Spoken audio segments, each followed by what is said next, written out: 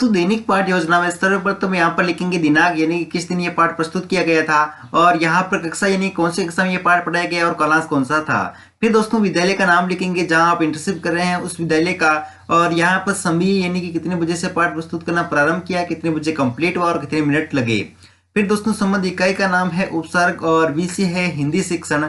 पाठ क्रमांक 9 जो प्रस्तुत पाठ से तब तक पढ़ाए गए हैं, और पाठ्य प्रकरण है उपसर्ग, और पाठों की कुल संख्या कितनी है 10। दोस्तों अलग अलग फाइल में अलग अलग प्रारूप मिल सकता है। अगर आपकी फाइल में कुछ और है तो आप उस हिसाब से फिल करेंगे, अगर आपकी फाइल में कुछ नहीं लिखा है तो आप ये प्रारूप अपना सकते हैं। दोस्तों अगर आप मेरे साथ साथ अपनी फाइल को कंप्लीट करना चाहते हैं तो वीडियो को स्टॉप करते हुए या फिर वीडियो को स्लो मोशन में करके अपनी फाइल को कंप्लीट कीजिए। मैं जल्दी जल्दी बोलने का प्रयास करता हूं ताकि वीडियो शॉर्ट बने और आपका डेटा कम से कम खर्च हो। अब दोस्तों क्या करेंगे, हम एक टेबल ड्रॉ करेंगे जिसमें इस तरफ लिखेंगे उद्देश्य, इस तरफ अपेक्षित व्यवहारगत परिवर्तन। उद्देश्य में लिखेंगे पहला ज्ञानात्मक, और इसमें क्या लिखना है, विद्यार्थी उपसर्ग युक्त नवीन शब्दों का प्रत्यय विज्ञान करेंगे, विद्यार्थी नवीन शब्दों का विश्लेषण करेंगे। सेकंड है अर्थग्रहण, जिसमें लिखेंगे विद्यार्थी उपसर्ग पदों को अलग अलग बता सकेंगे, विद्यार्थी उपसर्ग शब्दों की तुलना प्रत्यय युक्त शब्दों से कर सकेंगे। तीसरा पॉइंट है अभिव्यक्ति, जिसमें लिखेंगे विद्यार्थी अभिव्यक्ति में उपसर्ग शब्दों का समुचित प्रयोग कर सकेंगे और विद्यार्थी उपसर्ग युक्त शब्दों का वाक्य में प्रयोग कर सकेंगे। चौथा पॉइंट है कौशलात्मक, इसमें लिखेंगे विद्यार्थी अभ्यास तालिका बनाने में विशेष योग्यता प्राप्त कर सकेंगे। पांचवा पॉइंट है अभिरुचि, इसमें लिखेंगे विद्यार्थी अपनी पुस्तक में आए उपसर्ग शब्दों को संकलित करेंगे, विद्यार्थी आकाशवाणी पर सुनने में रुचि ले सकेंगे। 6 पॉइंट है अभिवृत्ति, इसमें लिखेंगे विद्यार्थी उपसर्ग की परिभाषा दे सकेंगे। फिर है दोस्तों सहायक सामग्री, इसमें लिखेंगे लपेट, प्लग, चौक, जाड़न, संकेतक आदि। शिक्षण विधि पर विधि में लिखेंगे प्रश्नोत्तर विधि और व्याख्यान विधि। पूर्व ज्ञान में लिखेंगे विद्यार्थी उपसर्ग के बारे में सामान्य जानकारी रखते हैं। फिर है प्रस्तावना पाठोपस्थापन, इसमें हमें दोस्तों यहाँ पर लिखना है क्रम संज्ञा, यहाँ पर छात्राध्यापिका क्रिया, अगर आप छात्राध्यापक है तो छात्राध्यापक क्रिया, और यहाँ पर विद्यार्थी क्रिया। इसमें पहला क्वेश्चन लिखेंगे प्रस्तुत वाक्य में रेखांकित शब्द कौन सा है, तो विद्यार्थी क्रिया में आएगा निराकार। सेकंड क्वेश्चन है निराकार शब्द किन दो शब्दों से मिलकर बना है, तो विद्यार्थी क्रिया में क्या लिखेंगे निर प्लस आकार।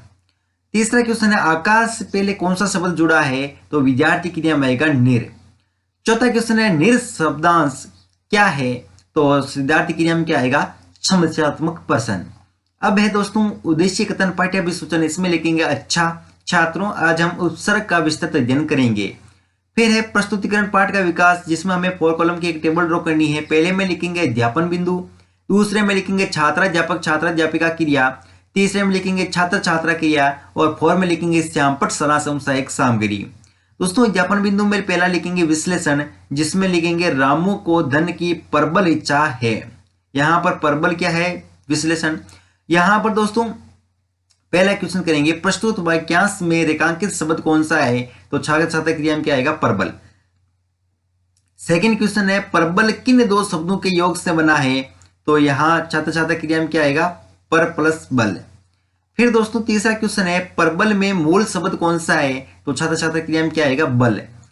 चौथा क्वेश्चन है बल से पहले कौन सा शब्दांश है, तो छात्र छात्रा क्रिया में क्या लिखेंगे पर। अब दोस्तों यहाँ पर सेकंड वाक्य लिखा गया हम राजस्थान प्रदेश में रहते हैं। इसमें दोस्तों पहला क्वेश्चन लिखेंगे प्रस्तुत वाक्य में रेखांकित शब्द कौन सा है, तो प्रदेश। सेकंड क्वेश्चन है प्रदेश शब्द किन दो शब्दों से बना है, पर प्लस देश। तीसरा क्वेश्चन है प्रदेश में मूल शब्द कौन सा है, तो देश। और 4 क्वेश्चन है देश से पहले कौन सा शब्दांश है, तो क्या है पर। फिर है दोस्तों सेकंड पॉइंट संश्लेषण, इसमें लिखेंगे उचित शब्द को आधार बनाते हुए स्पष्ट कीजिए कि उपसर्ग किसे कहते हैं, तो यहाँ छात्र क्रिया में लिखेंगे जो शब्दांश शब्द के आगे जुड़कर उसके अर्थ में परिवर्तन करते हैं उसे उपसर्ग कहते हैं। फिर है दोस्तों तीसरा अध्यापन बिंदु नियमीकरण, जिसमें लिखेंगे छात्राध्यापिका चार्ट के माध्यम से उपसर्ग की परिभाषा बोलेगी जो शब्दांश शब्द के आगे जुड़कर उसके अर्थ में परिवर्तन करे उसे उपसर्ग कहते हैं। और लिखेंगे कि उपसर्ग की स्वतंत्र सत्ता नहीं होती जबकि शब्द का अपना स्वतंत्र अर्थ होता है।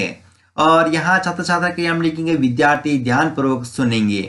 फिर है दोस्तों पुण्य अभ्यास, इसमें यहाँ पर पहला क्वेश्चन प्रस्तुत वाक्य में रेखांकित शब्द कौन सा है, तो अति सुंदर। और सेकंड क्वेश्चन है अति सुंदर शब्द किन शब्दों से मिलकर बना है, तो अति प्लस सुंदर। दोस्तों यहाँ पर अध्यापन बिंदु में लिखना है मोर अति सुंदर है, तब दोस्तों जाकर के ये जो क्वेश्चन है वो आएंगे। यानी कि आपको ये जो हेडिंग लगानी है ये थोड़ी सी ऊपर लगानी है, ताकि आप ये जो क्वेश्चन कर सकें वो इस हेडिंग के सामने कर सकें।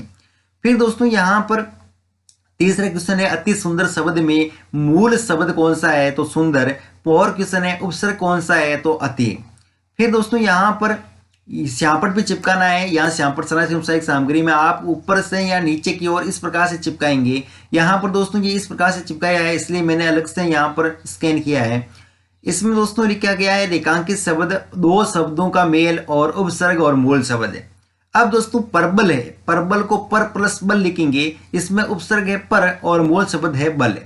सेकंड है परदेश, पर में पर प्लस देश, इस प्रकार से शब्दों का मेल है और इसमें उपसर्ग है पर और मूल शब्द है देश। फिर तीसरा है यहाँ पर ए विराम, जिसमें ए प्लस विराम दो भागों में बांटेंगे, इसमें ए क्या है उपसर्ग और विराम क्या है मूल शब्द। चौथा है अमूल्य, ए प्लस मूल्य, उपसर्ग है ए और मूल्य मूल शब्द क्या है मूल्य।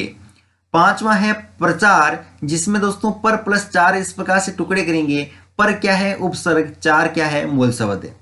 अब दोस्तों ये यहाँ पर चिपकाने के बाद में यहाँ क्या है अगला लिखा गया पॉइंट, चुनाव का प्रचार जोर पर है।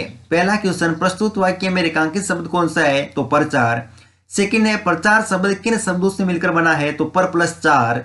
तीसरा क्वेश्चन है, प्रचार शब्द में मूल शब्द कौन सा है, तो यहाँ क्या लिखेंगे चार। और फोर्थ क्वेश्चन है, उपसर्ग कौन सा है, तो पर उपसर्ग है।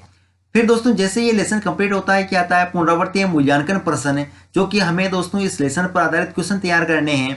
तो पहला क्वेश्चन तैयार लिखेंगे, मूल शब्द के प्रारंभ में लगने वाला शब्द कहलाता है समास या फिर उपसर्ग। दूसरा क्वेश्चन है, प्रचार में कौन सा उपसर्ग लगा है, रे चा पर चार। तीसरा क्वेश्चन है, संहार में कौन सा उपसर्ग लगा है।